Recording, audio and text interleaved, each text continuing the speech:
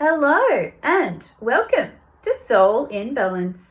And in this video, we will be going over Venus in Partners, 11th house, and what it means when Venus goes into this area of life of another person. Now, if we think about what is the 11th house and what area of life is that?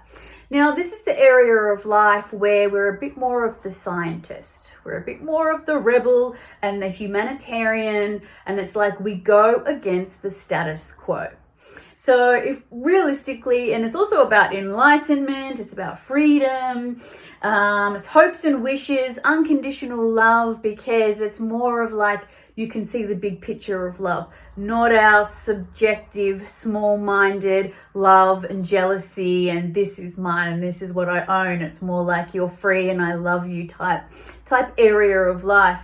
And it's also like the internet, the digital world. It's also the house of trauma and disconnect and disassociation. So there's a lot, and the house of friendship as well. So there's a lot going on for this house.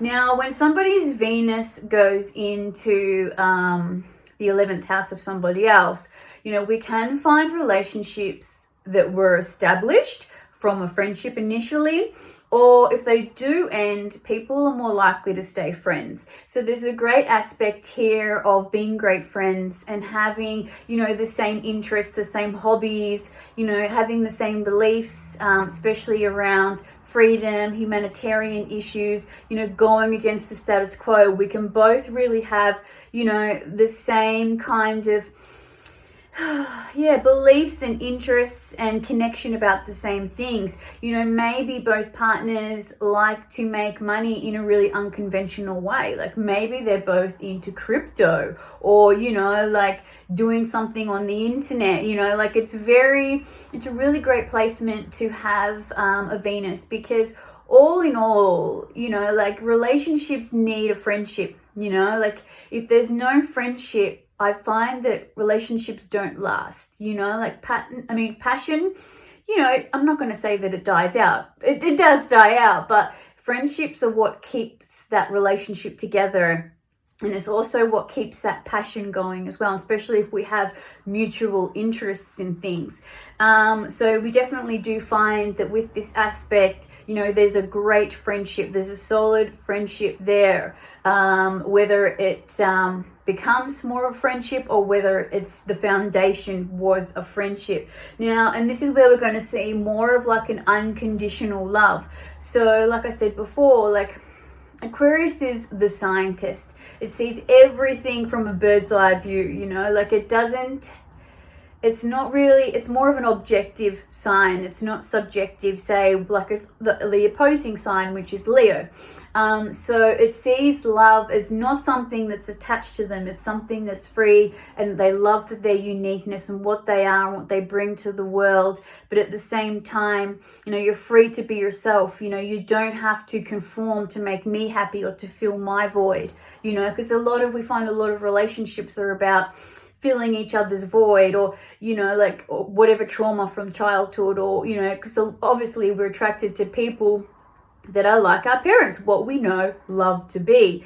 And with the 11th house, it's very much, we don't require someone to fill our void. We just love them for them. We don't try and change them. We let them be who they are. So, and this is like the highest form of like unconditional love for humans, because a lot of people say, you have to love someone unconditionally. If you don't love them conditionally, it's not love. And I can tell you that, most people don't know how to unconditionally love.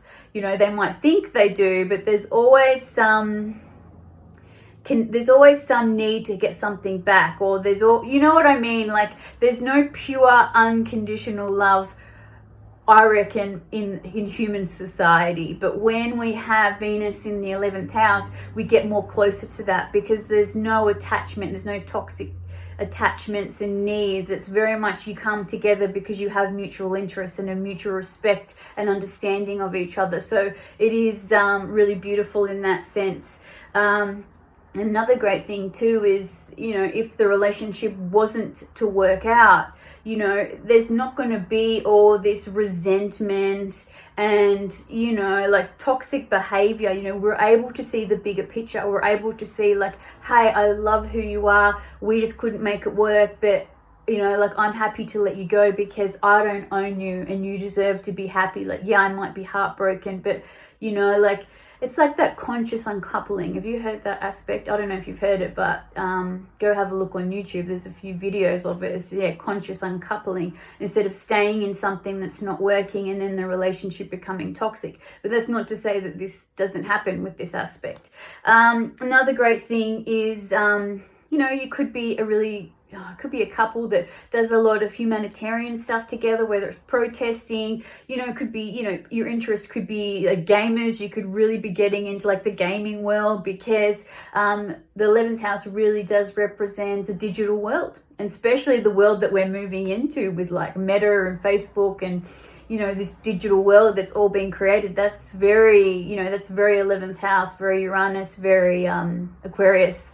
So, you know, we might see a couple that's, you know, very into science, you know, very, you know, there's this kind of like cold detachment as well. So there's a fine line with Aquarius. It can be too cold and disconnected, or it can be really beautiful. But I think what the house person loves most about the Venus person is their ability just to be their real, authentic selves and just fly their freak flag and not care what anyone thinks. And, you know, if you're with somebody and your Venus is in their 11th house, be your real, authentic self. Don't try and fit into them. If they're a little bit weird, don't go and be their weird. Go and be your own weird. Like, go and be you. Always be you, you know, and that is what will attract an Aquarius person, 11th house person, Uranus person, is that when we be our genuine selves, you be your weirdness, you know, you don't try and just fit into the status quo, because there's nothing more unappealing with the 11th house in Aquarius is when you are somebody that just wants to fit in. Unless the 11th house person has been heavily conditioned by society.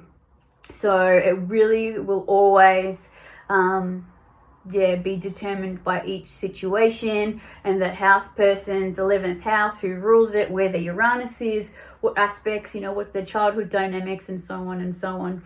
And I also find too, with this aspect, it's very like it's a mind connection.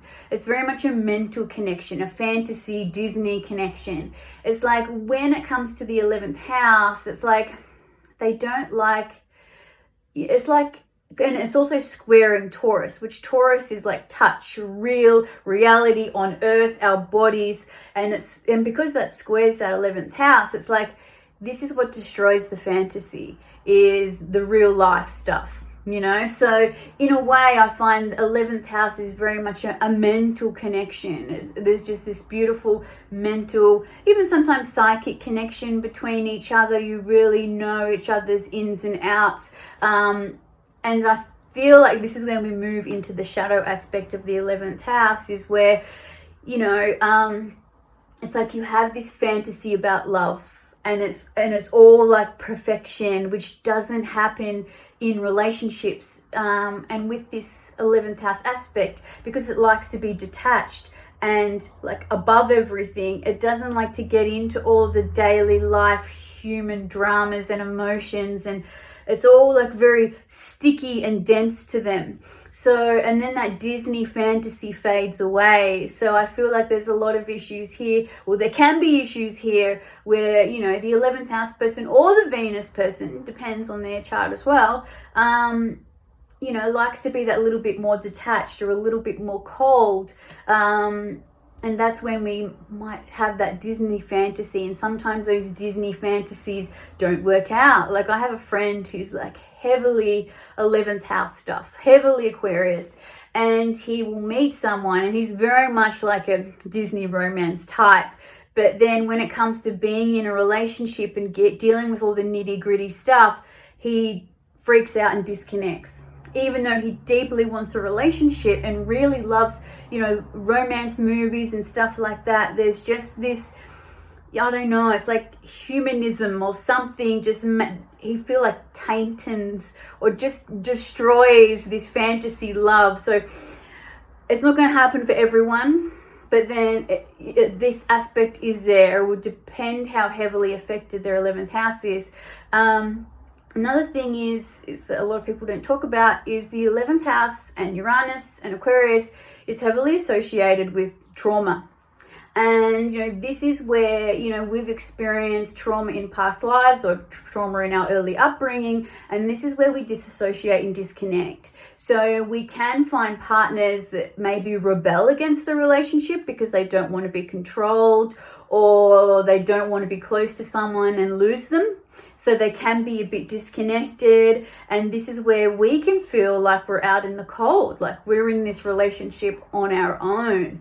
So, as much as this can be very beautiful, very enlightening, and very spiritual, unconditional love type aspect, there can be this disassociation and disconnect that is also quite traumatic. And we need to understand that the 11th house is trauma, and where someone has experienced trauma in past lives or this life and how they've responded to that trauma and that disconnection and disassociation. And some people might really love that really cozy, deep, connected love.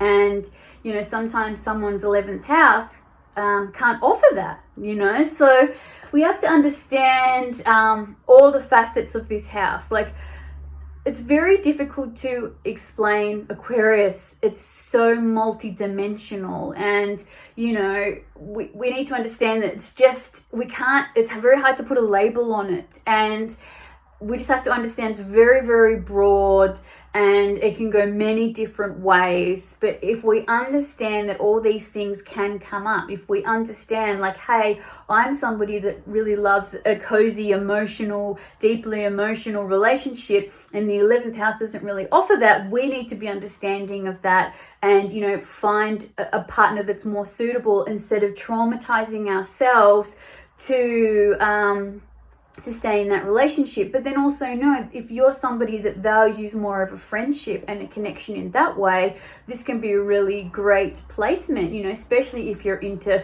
humanitarian issues or protesting or going against the status quo. This can be really great. But it will be depending on your birth chart and how it all works for you. But just like every single aspect, there are pros and cons. So you just have to figure out what works for you. And what's really great about the 11th house is we can always find some kind of peace and understanding for each other's weirdness and what each other needs, and let go if we need to let go, or understand where the other person's coming from and work together. So it is really great in that way. But I just find it a really rebellious, really beautiful place to have Venus. But it's all going to depend on your chart. But I hope that was helpful. I hope that shed some light with Venus in the 11th house, because it is more complex than what most people know. So hope this was helpful, guys, and I will see you soon. Bye.